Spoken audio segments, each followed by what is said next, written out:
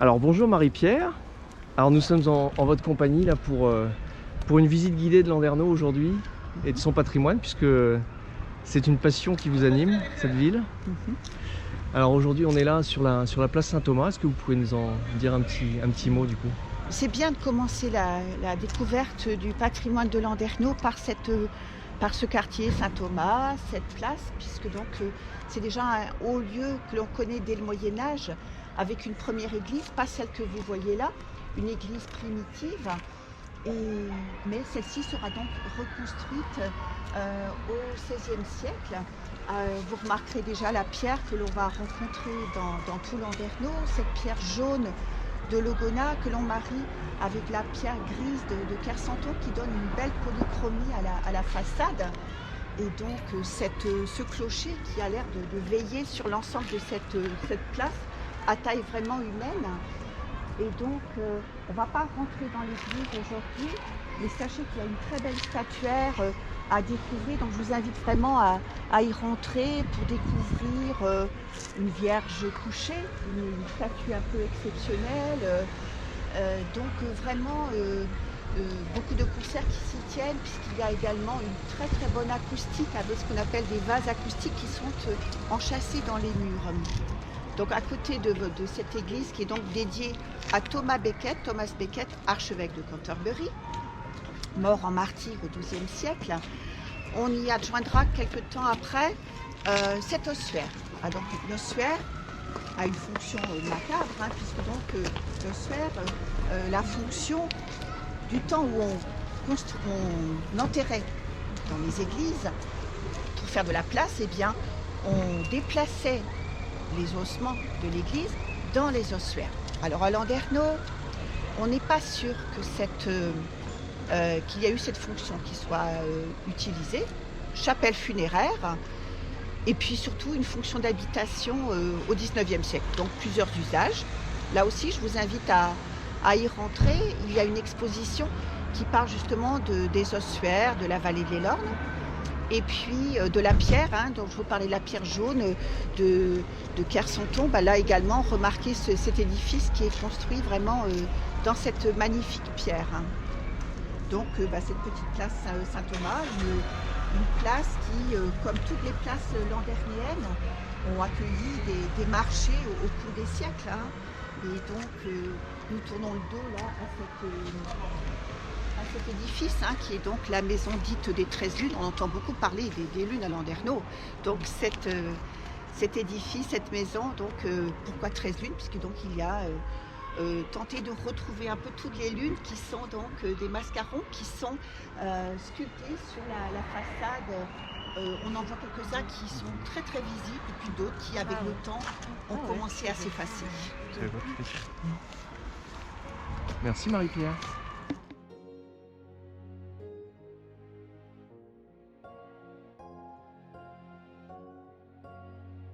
Cette place Saint-Thomas, donc c'est la rue Saint-Thomas, une rue assez courte.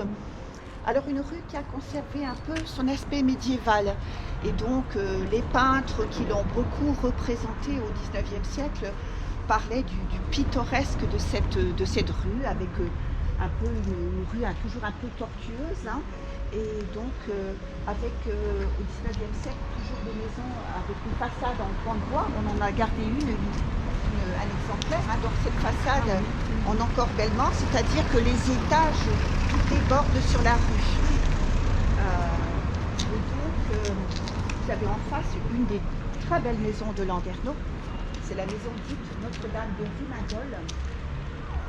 Il y a donc, vous voyez à l'angle donc cette statue, donc Notre-Dame de Rumingol, puisque donc nous sommes là sur la route du pèlerinage à Rumingol, donc que les pèlerins, et donc c'est une auberge qui servait pour ces pèlerinages.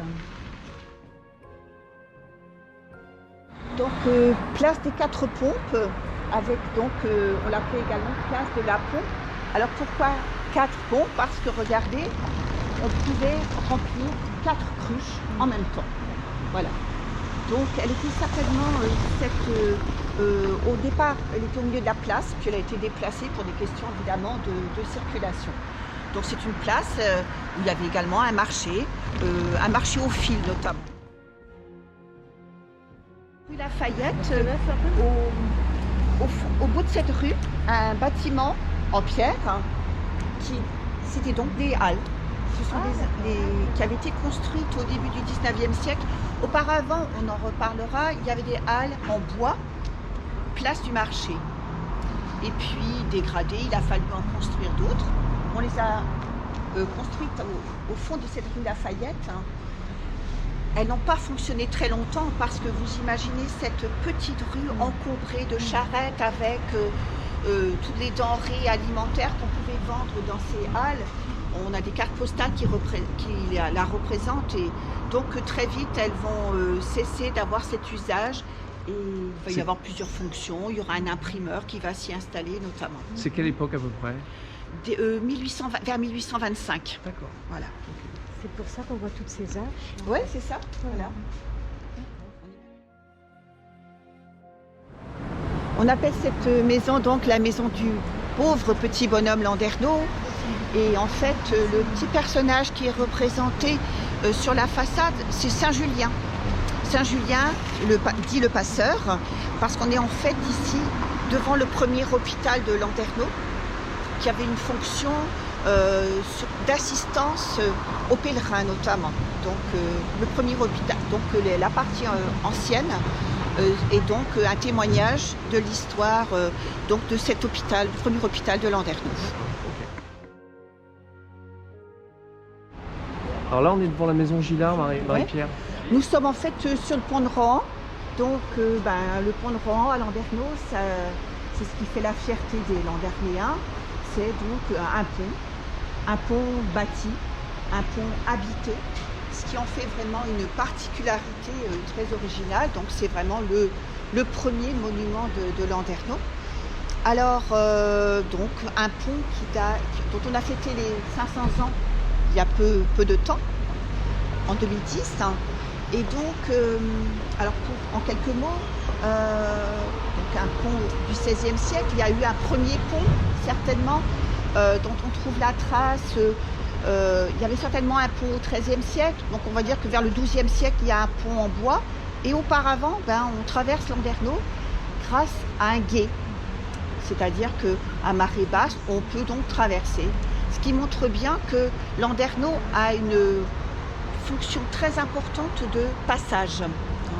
On traverse la ville, quartier Saint-Ourdon vers le quartier Saint-Thomas, mais c'est aussi deux régions, le Léon et la Cornouaille.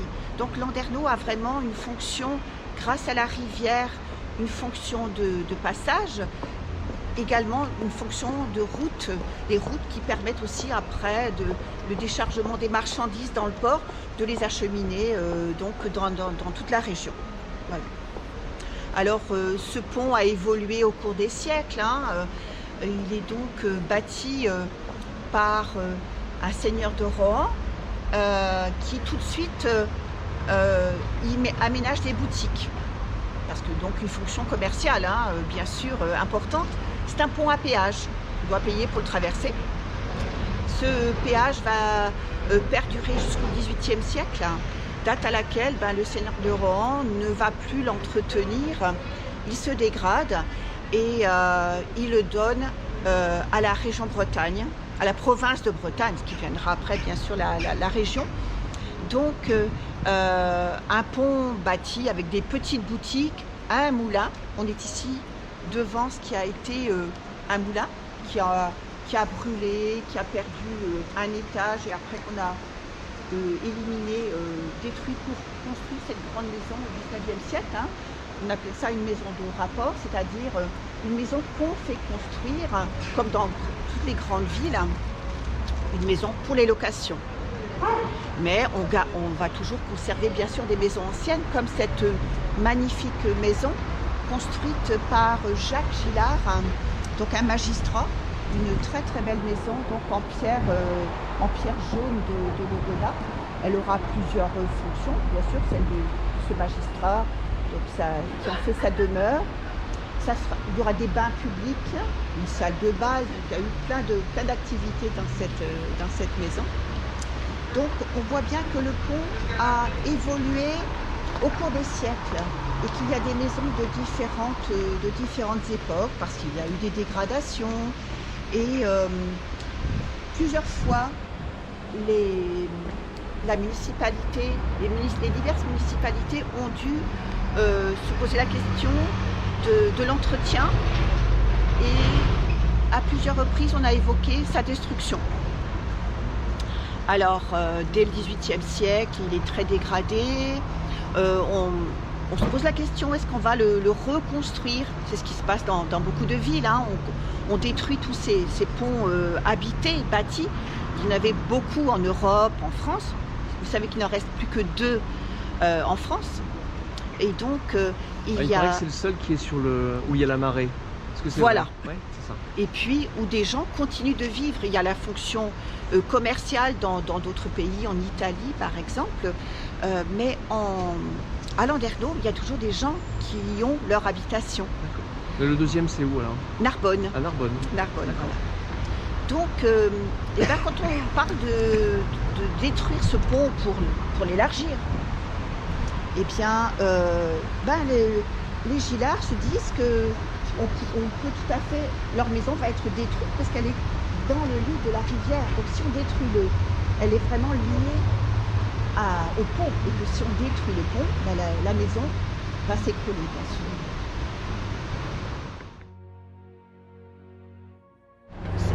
On le voit donc dans sa partie fluviale, hein.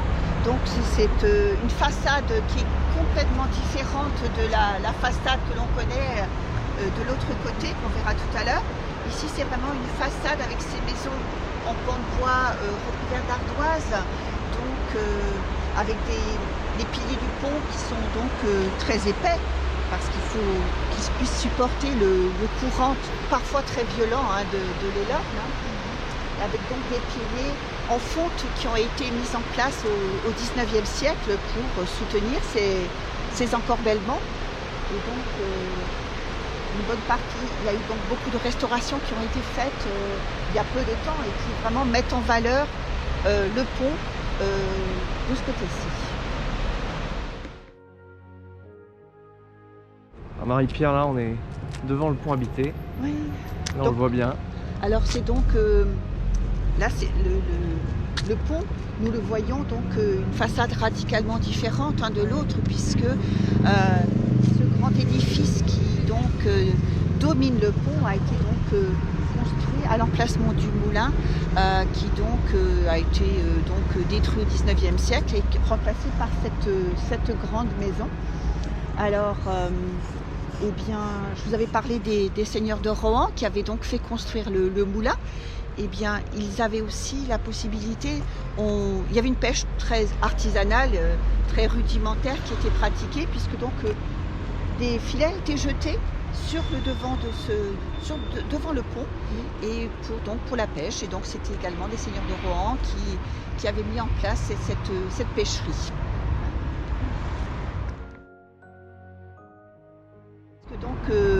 Donc ce pont permet d'enjamber l'Elorn. Alors l'Elorn, nous on l'appelle la rivière, mais c'est un fleuve. Hein. Et donc c'est ce fleuve qui a permis le développement de Landerneau, puisque jusqu'à l'arrivée du chemin de fer, c'est la voie maritime qui est privilégiée pour le négoce. Et c'est quoi l'activité à Landerneau? C'est le négoce de la toile, hein, les toiles de lin, qui sont produites dans tout l'arrière-pays et qui ensuite partent par le port de Landerneau. De nombreux bateaux font ce négoce et ramènent le fret de retour. C'est quoi? C'est le vin, c'est le fer et d'autres produits, mais notamment c'est le vin qui va être l'un des premiers produits qui est importé par le port de Landerneau. Alors, il y a un port de manière vraiment assez rudimentaire au départ. Il n'y a pas de quai. C'est une rivière qui est sinueuse et il y a des grèves et les bateaux s'échouent. Les négociants ont leur maison de part et d'autre de la rivière. Ils ont leur petit quai privé. Mais pour ensuite... donc il y a des quais certainement au XIIIe siècle, XIIIe, XIVe siècle. Et puis les quais que vous connaissez là, que l'on voit là, ont été aménagés au XVIIIe siècle. Là, on veut redresser le cours de la rivière pour permettre aux bateaux plus importants de rentrer dans le port. Et donc, les grands travaux ont lieu au XVIIIe siècle et les maisons de négociants s'alignent donc notamment le long de ces quais, davantage côté Léon que côté Cornouailles. On va dire que le gros du négoce, on le voit d'ailleurs que les quais sont plus larges côté Saint-Ourdon. Il y a des écrivains qui en parlent, qui disent qu'il y a des quais très vastes à Landerneau, le quai Saint-Ourdon ou quai de Léon, comme on a pu les appeler. On est donc sur la place des négociants. C'est un nom qui a été donné à cette place il y a quelques années, mais qui est vraiment symbolique de l'histoire de Landerneau. On est dans une ville négociant, donc c'est un terme de l'Ancien Régime. Et donc le nom de cette place fait référence à cette magnifique maison de négociants armateurs, une fonction très importante à Landerneau. Donc c'est la maison d'Utoya. Alors cet Arnaud d'Utoya est venu d'une autre région de France parce qu'à Landerneau, il y avait la possibilité de s'enrichir grâce au négoce de la toile, du vin dont je vous ai parlé. Donc il a ses entrepôts dans cette maison et il y a son habitation. Et donc il peut surveiller toute l'activité du port de Landerneau puisqu'il est juste à côté. Donc cette maison, son modèle, c'est la maison que nous allons voir tout à l'heure, la maison donc de la Sénéchaussée ou la maison de la Duchesse Anne. Elles sont construites à peu d'années d'écart et donc encore l'utilisation, cette maison massive a été construite en pierre, toujours en pierre de Logona, avec des références architecturales qui font penser un petit peu à l'architecture du Moyen-Âge. La place, il y a également une auberge qui s'appelle le Réveil Matin, qui a conservé toujours son nom depuis de nombreuses décennies. L'auberge du Réveil Matin, elle a été profondément transformée, mais vous voyez, il y a toujours ces lucarnes avec ces magnifiques crossettes sculptées. Même chose pour la maison que vous voyez, qui est donc la maison à la sirène, profondément remaniée, mais qui conserve les deux crossettes d'origine, la sirène d'un côté et le dragon de l'autre, qui semble veiller sur les lornes, donc qui sont un petit peu aussi le symbole de cette ville maritime. On est sur la place du Général de Gaulle, mais qu'on appelle bien souvent place du marché. Alors une place maintenant, mais ça n'a pas été le cas pendant de nombreux siècles, puisque donc ce sont des halles en bois que l'on trouvait sur cette place, et qui donc, avec donc une petite rue qui permettait d'en faire le tour des halles, donc fonction commerciale, une fonction également administrative, politique, puisque donc la communauté de ville se réunissait dans les étages. Il y avait le bureau de la marque d'Étoile, donc un lieu très très important pour la vie landernéenne. Les halles sont détruites au XIXe siècle et donc un marché peut continuer à s'y tenir pendant de nombreuses décennies. Et cette destruction permet de mieux voir un petit peu l'une des plus belles maisons de Landerneau, la maison de la Duchesse Anne. Alors, la construction de cette maison intervient bien longtemps après le passage dans cette ville de la duchesse de Bretagne, mais dans de nombreuses villes on trouve des maisons qui sont en hommage un peu à cette duchesse, donc c'est vraiment certainement un hommage qui est dans une autre ville comme Morlaix par exemple. On trouve aussi des maisons donc en référence à la duchesse, et donc avec une maison avec deux façades très différentes. Donc vous voyez une maison avec une façade en pan de bois recouverte d'ardoise. Il y en avait d'autres sur cette place, on en garde toujours il y a toujours quelques exemplaires, d'autres ont été détruites, mais c'est une place qui a quand même conservé ses maisons anciennes.